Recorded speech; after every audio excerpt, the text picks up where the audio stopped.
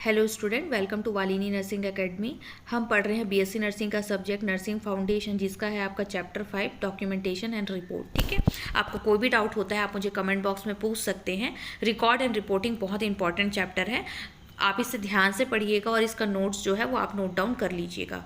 ठीक है, देखते हैं टाइप्स ऑफ रिपोर्ट।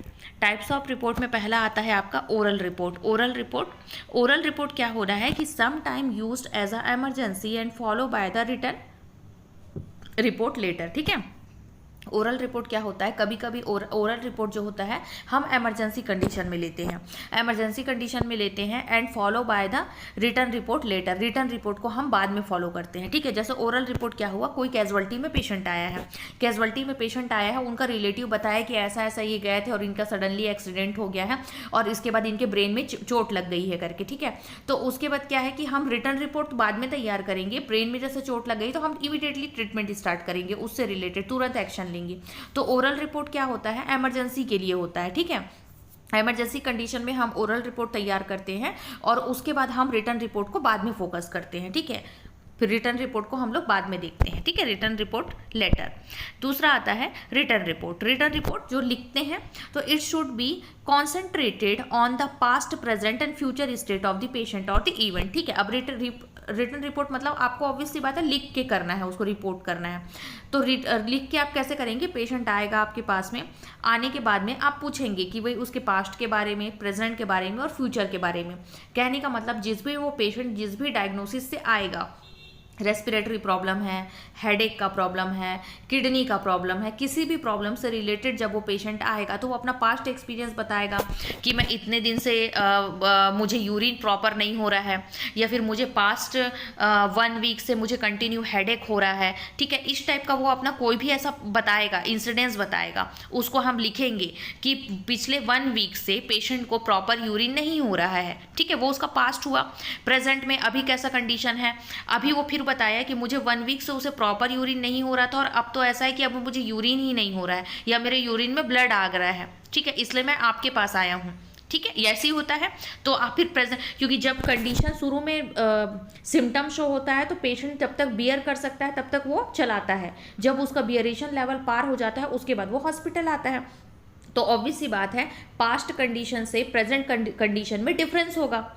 ठीक है, डायग्नोसिस में, सॉरी ट्रीटमेंट में, डायग्नोसिस में, उसके सिम्टम्स में। ठीक है, सारी चीज़ें, हर कंडीशन में चीज़ें पास्ट और प्रेजेंट की डिफरेंस होती है और फ्यूचर की डिफरेंट होती है। ठीक है, तो उसमें आपको डिफरेंस मिलता है। तो पास्ट अपना एक्सपीरियंस बताया, फिर प्रेजेंट एक्सपीरियंस में उन्होंने बताया कि अभी मेरी कंडीशन और ख़राब हो गई है। उसके बाद वो अपना future state of the patient और द इवेंट, अब हम लोग फ्यूचर, अब इसके थ्रू हम उसका फ्यूचर स्टेट अजम्पशन कर सकते हैं पेशेंट का उस इवेंट के थ्रू कि उसकी कंडीशन कितनी ख़राब हो गई है।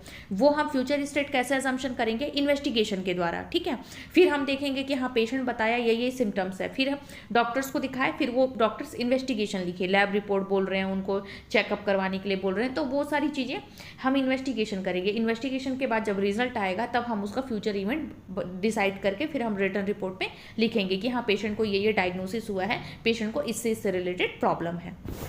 ये होता है रिटर्न रिपोर्ट। फिर आता है आपका 24 आवर रिपोर्ट, 24 घंटे के अंदर जो रिपोर्ट तैयार होती है।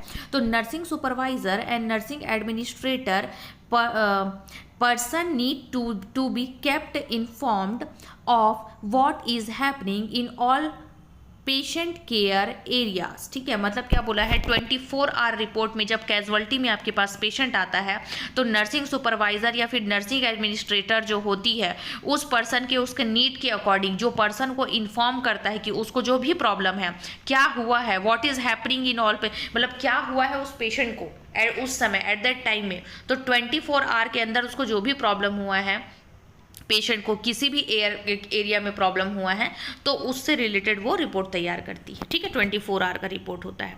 फिर आता है आपका ट्रांसफ़र रिपोर्ट। ट्रांसफ़र रिपोर्ट में क्या बोला है, it involve communication of information about client from the nurses. ठीक है, मतलब इसमें क्या होता है, कम्युनिकेशन के थ्रू होता है। ठीक है, जो ट्रांसफ़र रिपोर्ट होता है कि इसमें कम्युनिकेशन इन्वॉल्व होता है, कम्युनिकेशन ऑफ इंफॉर्मेशन का कम्युनिकेशन होता है क्लाइंट का फ्रॉम दी नर्सेज। ठीक है, मतलब क्लाइंट जो होता है वो अपना जो भी डायग्नोसिस है उसको इन्फॉर्मेशन देता है नर्सेज को, उसके बाद वो रिपोर्ट तैयार करती है। फिर आता है आपका अदर रिपोर्ट। ट्रांसफ़र रिपोर्ट के बारे में हम आगे डिटेल और पढ़ेंगे।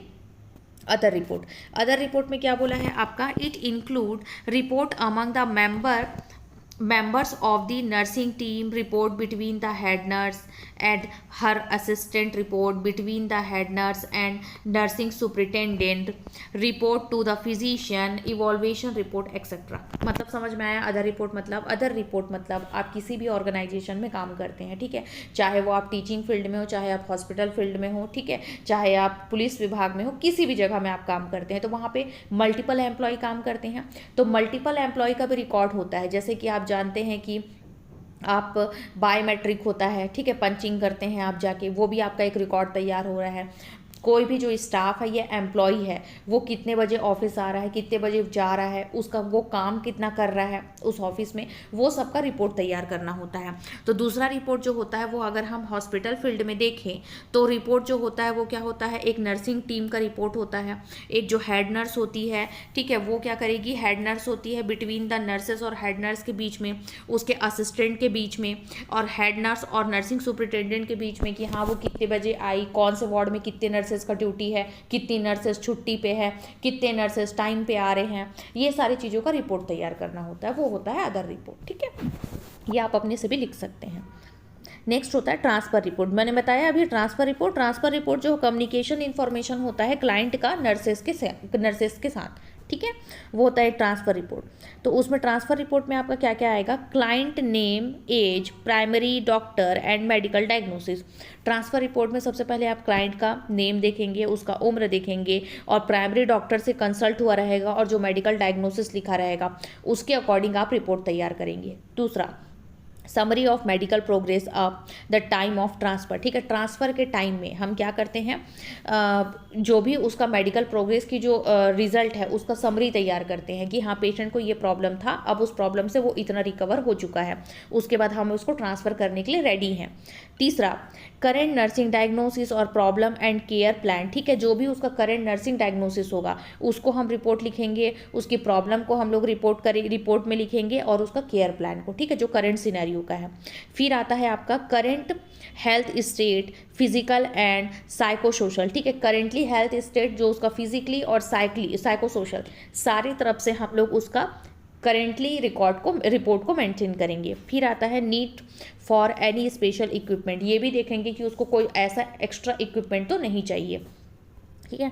ट्रांसफ़र रिपोर्ट कहाँ से कहाँ होता है, तो transfer report nursing unit to nursing unit transfer, ठीक है, एक नर्सिंग यूनिट से वो दूसरे, जैसे हो सकता है कि वो मेल मेडिसिन वार्ड में पेशेंट एडमिट है, ठीक है, उसको हम लोग मेल सर्जिकल वार्ड में शिफ्ट कर रहे हैं, मतलब नर्सिंग यूनिट से ही नर्सिंग यूनिट में पेशेंट जा रहा है, तो उसके लिए ये सारी चीज़ों की हमको ज़रूरत पड़ेगी कि क्लाइंट का नेम, एज, ये सब, प्राइमरी क्या डॉक्टर क्या डायग्नोसिस किया है उसकी ज़रूरत पड़ेगी। फिर हम लोग को उसका प्रोग्रेस की ज़रूरत पड़ेगी, या फिर ये बोल सकते हो मेल सर्जिकल वार्ड से उसको मेल मेडिसिन वार्ड में शिफ्ट कर रहे हैं, ठीक है, सर्जरी के बाद में, तो भी हुआ आपका नर्सिंग से नर्सिंग यूनिट। फिर आता है आपका next nursing unit to diagnostic area, ठीक है, डायग्नोस्टिक एरिया पे अगर हम उसको ट्रांसफ़र करते हैं तो उस कंडीशन में हम लोग रिपोर्ट तैयार करेंगे। फिर स्पेशल सेटिंग, कोऑपरेटिंग रूम या फिर इमरजेंसी डिपार्टमेंट, ठीक है, या फिर वही स्पेशल रूम, मतलब बोल सकते हो प्राइवेट रूम, या फिर किसी कोऑपरेटिंग रूम या फिर कोई इमरजेंसी डिपार्टमेंट में अगर उसे शिफ्ट करते हैं। इन सब चीज़ों में आपको ट्रांसफ़र रिपोर्ट की ज़रूरत पड़ती है, ठीक है। नर्सेस यूनिट में ट्रांसफ़र करना है, या फिर नर्सेस को डायग्नोस्टिक एरिया में, या फिर किसी स्पेशल रूम में ट्रांसफ़र करना हो पेशेंट को। तो नेक्स्ट है इंसिडेंट रिपोर्ट।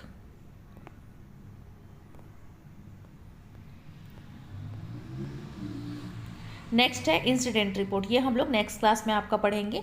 आपको कोई भी डाउट होता है तो आप मुझे कमेंट बॉक्स में पूछ सकते हैं। चैनल को लाइक सब्सक्राइब कर लीजिए और बेल आइकन पर क्लिक कर लीजिए, ठीक है। Thank you.